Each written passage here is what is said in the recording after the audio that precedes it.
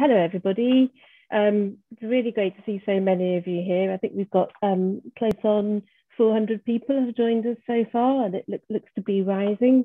So really great to have you all with us. I'm Jenny Beresford-Jones. I'm the professional support lawyer and a public procurement specialist in the procurement team at Mills and Reeve. And I'm here today with my colleague Shailee Howard and Claire Gamage. Hopefully you can see them on the right of your screen. And both of them are principal associates in our procurement team. So the webinar today is actually the second in our 5 in 25 series, in which we're going to try to answer 5 tricky procurement questions in 25 minutes. And this time the focus is on pre-market engagement, which is a phase of the procurement that can be often skipped over in the hurry to get started on the procurement process proper. But as we'll sort of hope to show you today, if you invest time in thinking about pre-market engagement, it can be time really well spent. It can really pay dividends. So as I say, a very warm welcome to all of you. Unfortunately, we can't see you, but we know you're there. Hopefully you can all see and hear us. If you've got any sort of technical difficulties, you can't see us or hear us, just pop a question in the Q&A box. And my colleague Lizzie, who handles the technical side of these webinars, will try her best to help you. Also on legal questions, do feel free to put any of your legal queries in the Q&A box as well. We're going to try to stick to our time today to let you all be on your way by 10:30. So we won't be taking questions during the session. But we will try to come back to as many of you as we can after the session. I should mention we're recording this session, and a copy of that recording will be sent around afterwards to everybody who signed up, and you should be able to forward that on to a colleague also if it's of interest. And finally, presuming that the technology works, and I'm sure it will, at the end of the webinar, we should get a very short feedback form popping up. And if you were able to complete that, that would be really great.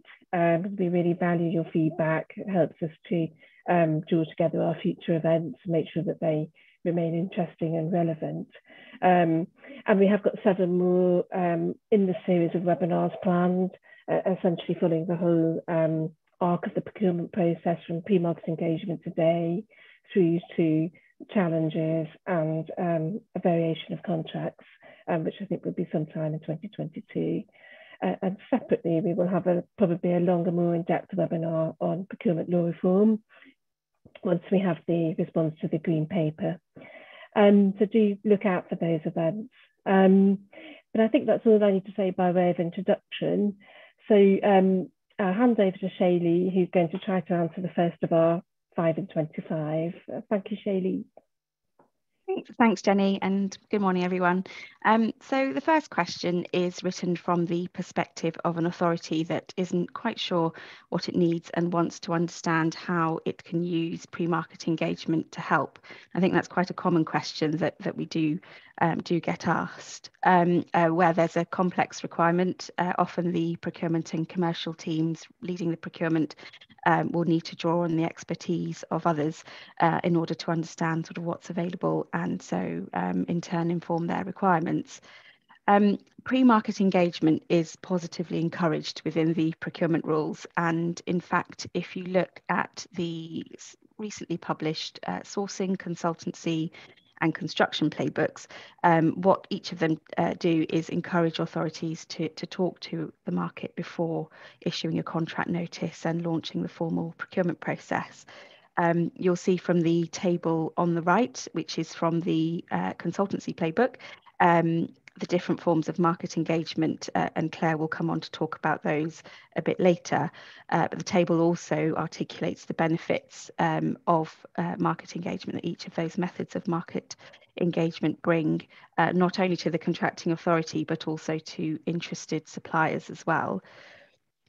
Based on our experience supporting clients during the market engagement phase, it's very clear that authorities find it really helpful to use market knowledge and expertise to understand what's available, and also what's available within the budget available as well, and also shape the requirements. And it's also helpful in turn for bidders to understand the authority's approach and to give feedback and ask questions before the parameters of the procurement are set. So I think when done correctly, market engagement can very much be a two-way exercise with benefits to both sides. So both of those things, the sort of two-way process can really help to reduce the timescales associated with a live procurement process. You may be able to discuss elements of the requirement in the pre-tender phase, which means that there's a reduced need or even no need for either dialogue or negotiation during the award phase of the procurement. A comprehensive market engagement phase may also reduce the number of clarification questions that the authority receives during the tender process and can negate the need for having to make changes to your tender or to your procurement process once it's launched, which can cause legal difficulties in and of itself. A further benefit to pre-market engagement is that it can help to seek out suppliers such as SMEs and VCSEs, and that stands for voluntary and community and social enterprises. It's often these suppliers that can get overlooked during a public procurement, but they can also bring the most innovation, and talking to those suppliers before the procurement is launched can really allow the authority to benefit from those innovations.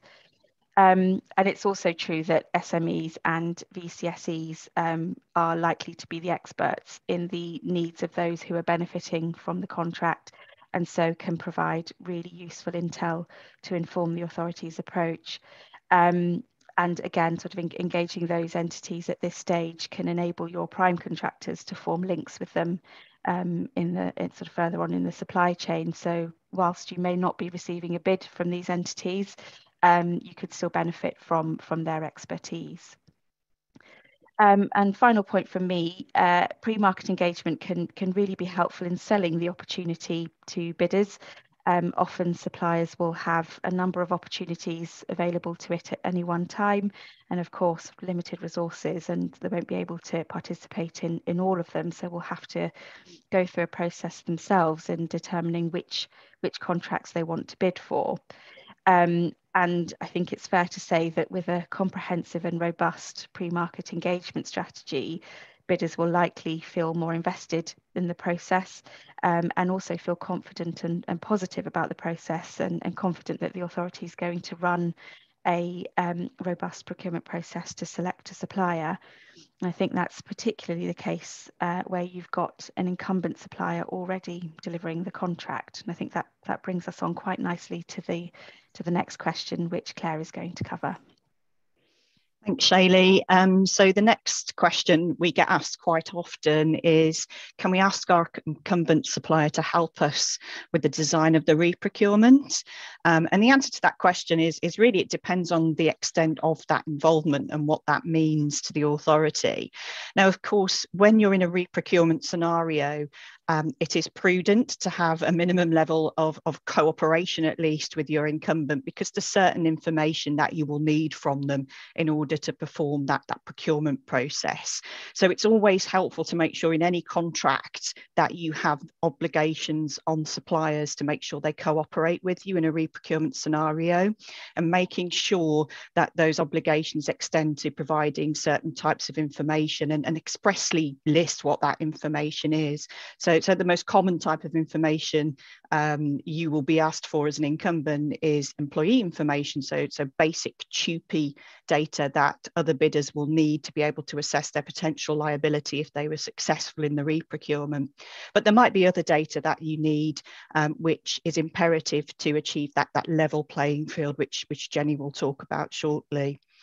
Another exercise which a lot of my authority clients have found useful is a debriefing session with the incumbent. So looking at lessons learned from the contract, what worked, what didn't, what would you change? Now, obviously, you have to be quite careful here because you can't take all of that feedback into account if it means that in your re-procurement, all roads lead back to your incumbent again. But it can be a really useful exercise for drawing out those key lessons and making sure that your next iteration of the contract works better. We also get asked about, well, to what extent can we ask our incumbent to design our documentation? And in some circumstances, the incumbent can get involved quite extensively, and in other circumstances, it's quite minimal. So I take the example of the specification, which tends to be the most common type of documentation which incumbents get asked to draft. Here again, the importance of pre-market engagement, I cannot stress enough. If you're asking your incumbent to input heavily into the specification, they're obviously, their motivation is going to be to make sure probably that their organisation is best placed to win in the re-procurement. So therefore, when you're asking them to input into things like the specification, if they're referring to certain types of technical equipment or technical standards, it's keeping a check to make sure that an equivalent could be offered, and that's where pre-market engagement comes in, because it allows you to test things like your intended specification with the market, and they will tell you if there are lots of different options available and actually your specification is pointing towards one particular bidder. So again, that's quite important when you're performing pre-market engagement. In terms of risky areas, probably an obvious one, but relying heavily on the incumbent, again, for all the reasons which I just discussed. They're likely to be motivated to winning the next iteration of the contract, and therefore will try potentially to get all roads to lead back to them. So just being careful and keeping a check on that.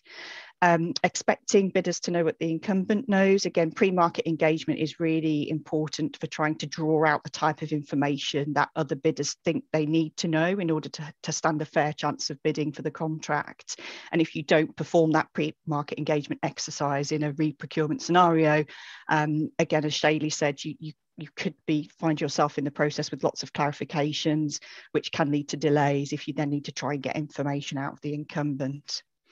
You need to be careful, obviously, about releasing sensitive information. So there's only an extent to which you can oblige the incumbent to provide information for you, which can be shared with the other bidders. And probably a common example of that is releasing the pricing of the incumbent, and just keeping a check to making sure what you're releasing to other pre-market engagement participants or bidders does not constitute commercially sensitive information of the incumbent. A final risky area is this happens all the time. It's in the real world, continually extending the incumbent contract to account for any delays in the procurement process.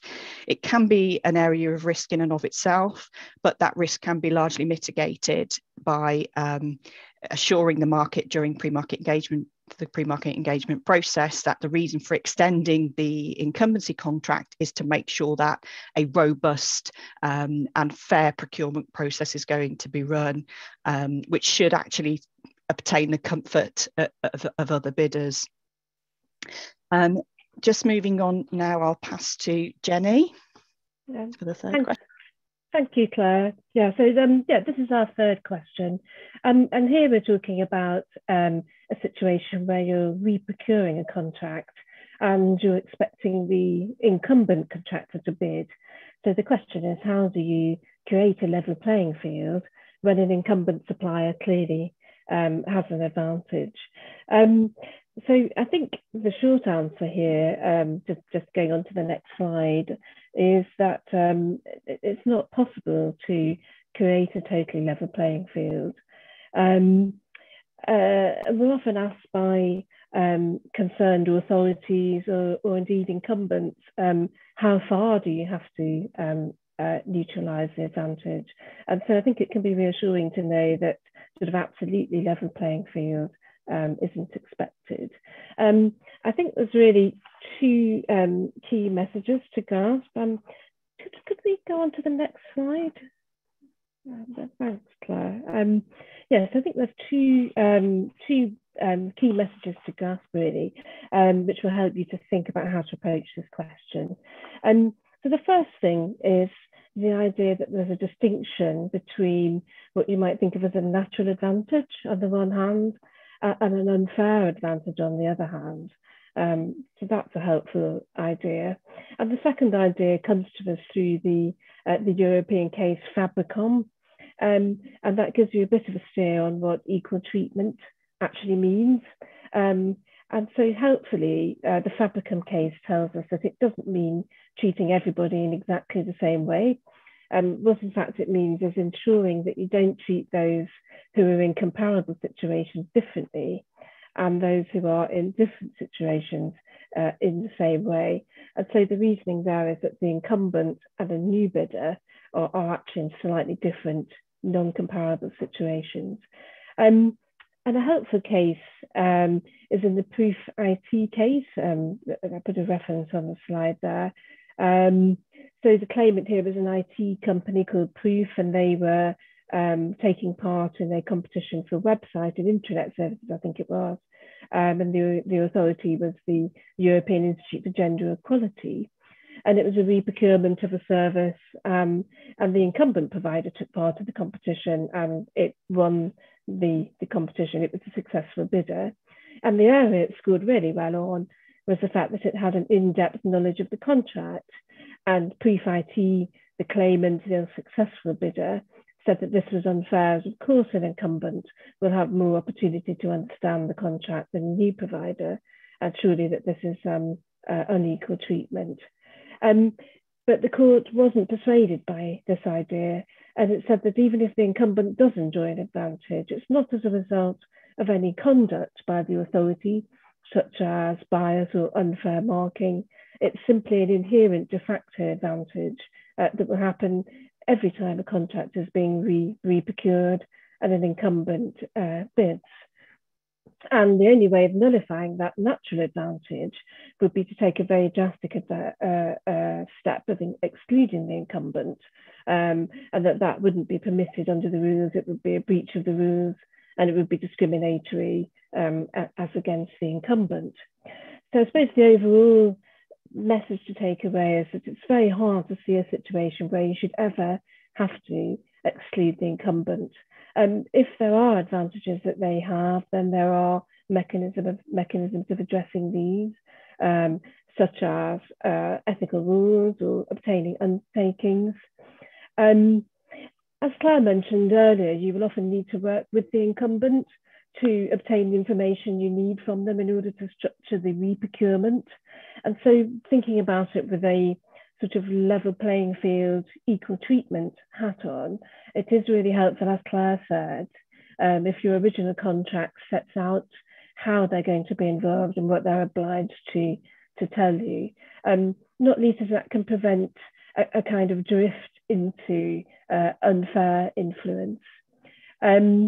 There are things you should be careful of, so sort of involving the incumbent in the design of the process, in terms of allowing them to really control the drafting of the specification or to sit on the evaluation panel. These are likely to throw up conflict of interest issues.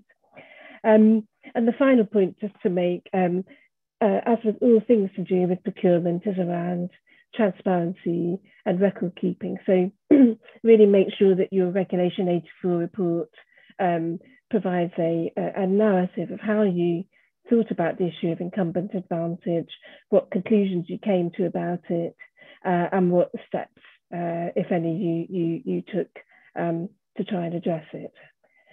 And I think that was what I had on that question. So I think it's Shailee going to do the next one on pins. Yeah, thanks, Jenny. Thanks, Jenny. So question 4 is, what are prior information notices or PINs? When should we use them and why? So a PIN is something that's provided for in the public contracts regulations. It's a form of notice that the authority can publish on Find a Tender service, which is the UK electronic platform where all notices are published. You'll see on the right of the slide, I've included a screenshot of the form. So it's form F01, that's the one to look out for. The PIN can have a number of uses. Broadly speaking, it can be used to publicise methods of market engagement. So all the different types of market engagement that Claire will come on to talk about can be advertised by way of a prior information notice, letting the market know that these are your planned activities. We would always encourage our authority clients to publish a PIN to inform suppliers of its market engagement activities. And that's because it's a really good and sort of relatively easy way of demonstrating that the authority is taking a transparent approach and is affording equal treatment to all suppliers across the market. It's also the case that a PIN can be used to advertise any pre-market engagement, but it also can be used to warm up the market, and by that I mean notify the market of any forthcoming opportunities so that suppliers know to look out for a contract notice. So your PIN might not necessarily be advertising a webinar or a pre-market engagement event, but it may simply be asking bidders to look out for a forthcoming notice. And it's also the case that the authority can publish several PINs if it likes. We know some clients for some more complex requirements may well have a series of market engagement events planned, and it is permissible to publish several PINs to advertise all of those activities. The PIN has to contain certain information, and the detail of that is set out in the EU directive on which the procurement rules are based.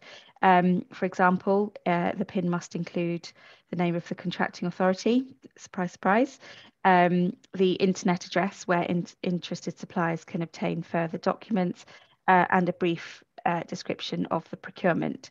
And then, of course, you would need to set out the purpose of the PIN. It's useful to include the internet address of where suppliers can get further information, and indeed where the results of the market engagement can be obtained. And that's something that you may well also want to include within your information pack when the procurement is actually launched. So keeping all the materials from the market engagement process and indeed the results of that is really helpful in showing equal treatment and allowing those that didn't participate in the market engagement to access all the intel gained there. So I think it's also fair to say that the PIN doesn't need to include as much information as a contract notice, but should give interested suppliers a good insight into the proposed procurement activity.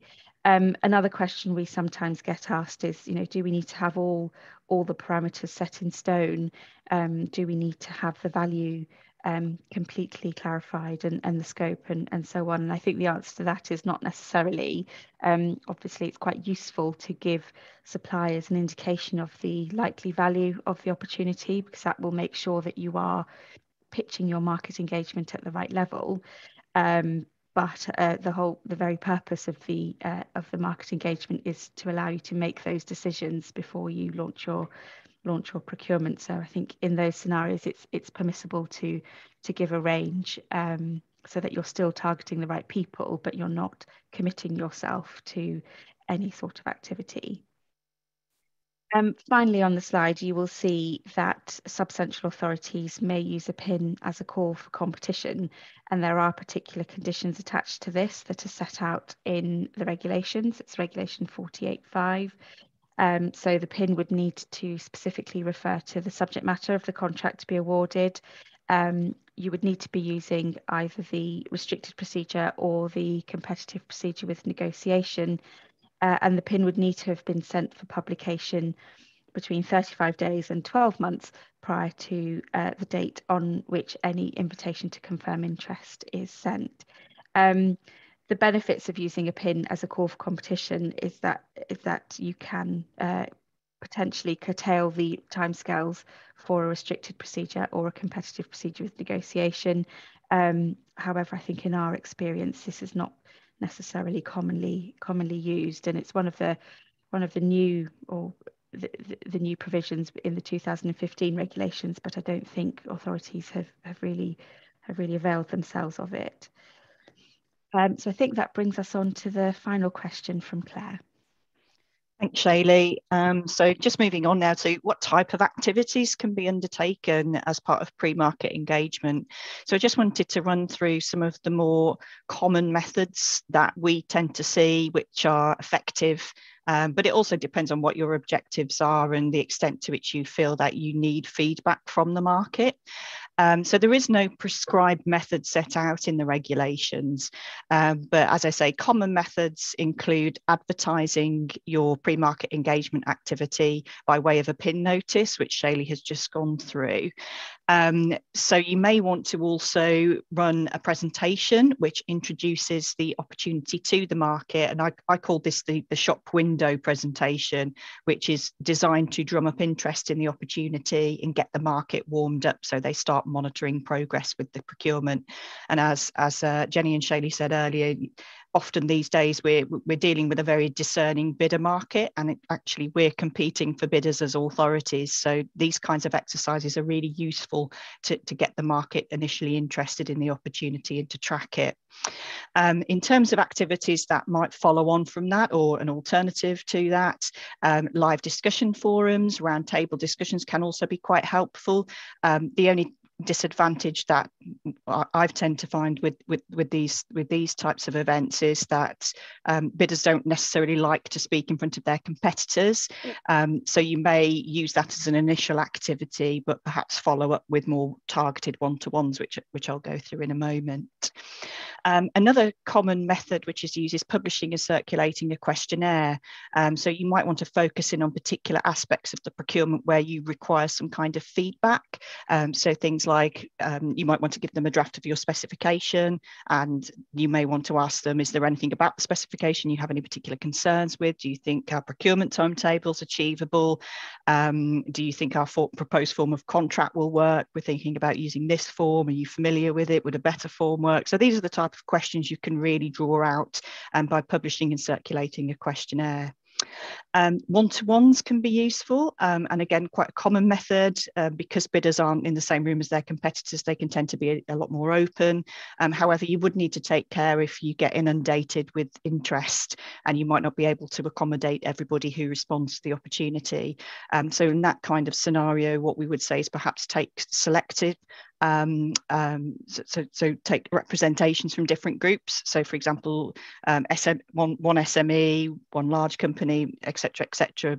But of course, the optimal approach is to take through everybody if possible. And also, finally, we've seen direct approaches to certain suppliers. So that could be just picking up the phone and asking people what they think about certain things. But again, because you have this overarching obligation to ensure equal treatment and transparency when you're in the formal process, it's probably not the best start to that procurement if you haven't run a pre-market engagement which is open to all. So while that approach can be helpful commercially, there are some risks, some procurement law risks attached to that. Just quickly to keep in mind, the method you choose obviously needs to fit with what you're actually trying to achieve. You should have an objective. Why are we conducting pre-market engagement? Have we fulfilled that objective? If not, do we need to conduct more pre-market engagement? And essentially, it shouldn't really be a tick boxing exercise. And it's encouraging to see that a lot of authorities now are not using it in that way. They're actually using it as a good interactive piece to inform the subsequent procurement. Your Regulation 84 report should also report on the planning and execution of the pre-market engagement process. Again, this all helps to demonstrate equal treatment and transparency. You might want to consider training before you do things like an authority presentation. So making sure everybody's singing from the same hymn sheet. The message that you're sharing with the bidders is consistent and clear. And how you're going to receive feedback from the event. So for example, if you're asking for bidders to come back with feedback, are you going to circulate a questionnaire? So that planning process is also quite important. And finally, making sure the feedback that you do receive, that there is evidence of it in the design of the procurement process. And again, it mentions in the sourcing playbook that one of the bugbears of bidders is providing the feedback and not seeing that implemented into the process. So wherever possible and where they are good ideas, it's quite a good process to make sure that is incorporated into the subsequent design of the procurement process. I'll now hand over to Shailee, who's going to close the seminar.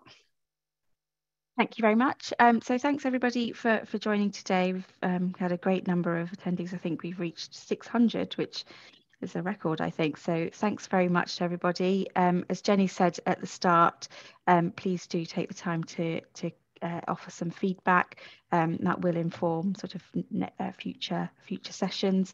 And do look out for the next in the series, which I think will be early in the new year, and we will aim to cover the procurement process from start to finish. So I think that brings us to the end.